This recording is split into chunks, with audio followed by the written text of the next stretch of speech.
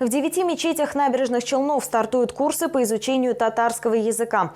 Курсы будут проходить с 1 октября по 30 апреля. Подробную информацию мы готовы вам рассказать в нашем следующем сюжете. Мечеть Нур-Ихлас готова к курсам под названием «Мы татары». Занятия начнутся с 1 октября. Если 3 года назад обучение проводилось только в Белой мечети, с этого года посещать эти курсы возможно будет в 9 мечетях города. Кто хочет изучить татарский язык, тем более татары, которые не знают своего языка, будут изучать свой родной язык.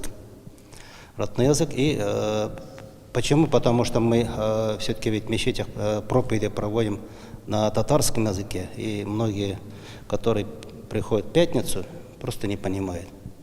Поэтому, исходя вот из этого, тоже, чтобы понимали, чтобы могли разговаривать, понимали наши проповеди, мы, исходя из этого, начинаем как раз вот эти вот курсы.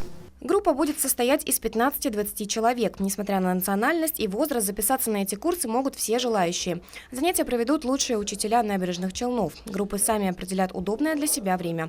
Из-за пандемии одно из условий будущим ученикам – сохранять дистанцию и не забывать средства защиты. Занятия будут проводиться 2 раза в неделю, то есть они тоже выберут дни по 2 часа.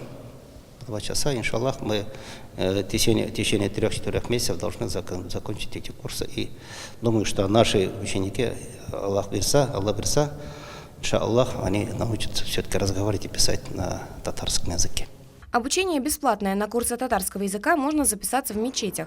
Слушателям, успешно окончившим курсы, будут вручены сертификаты. Елена Кириллова, Диана Малярова, Ленар Султанов. Новости Челны ТВ.